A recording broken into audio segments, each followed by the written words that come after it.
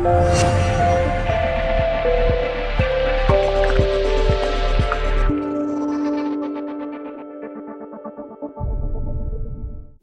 përsa i përket të nesëmës së ftesës që ka ardhur sot nga presidentja, ne jemi duke shërtuar edhe në konsultim me dy subjekte tjera opozitare. Mendoj që takimi ose çfarë takimi që mund të ndodhë është një lloj takim në të cilin definitivisht duhet të thuhet të gjithë aktorëve, në këtë rast presidentës, meqense se ka marrë përsipër që të organizojë këto takime, që kërkesat e opozitës së bashkuar janë jashtëzakonisht të qarta, edhe në vend se të angazhohemi për ta gjetur, siç po thon, daljen nga kriza, ne daljen nga kriza kemi shumë të qartë dhe shumë të lehtë. Pra kërkohet që qeveria e Republikës Kosovës, më saktësisht kryeministri i Kosovës, të tërhiqet nga marrëveshjet të cilat i kanë nënshkruar me Serbinë dhe atë për demarkacionin me Malin e Zi. Dhe kjo do të jetë zgjidhje e kësaj situate politike në të cilën jemi sot. Dhe në këtë drejtim mendoj që institucionet qendrore të Republikës, duke filluar prej presidencës e deri te gjykatat, duhet që përfundimisht të fillojnë të veprojnë si institucionet të Republikës dhe të vihen në mbrojtje të Republikës, e jo në mbrojtje të këtij shkatrimi të parimeve bazë të Republikës që po ja bë qeveria e Republikës.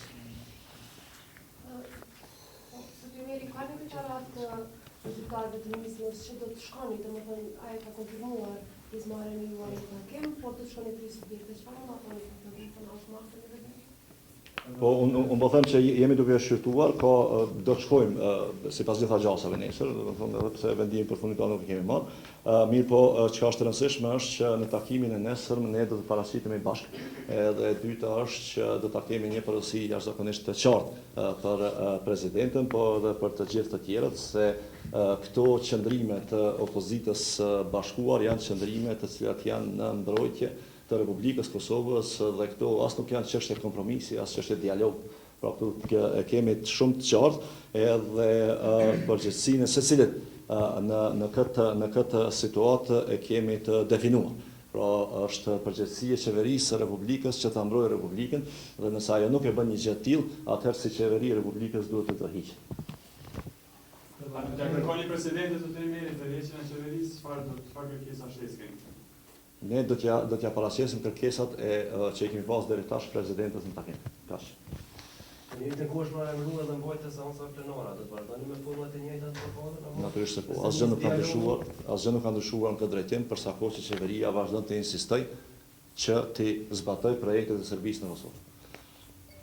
Me kujtë gjëra qëndrimet tua për gjë që presidenti po mundohet kot?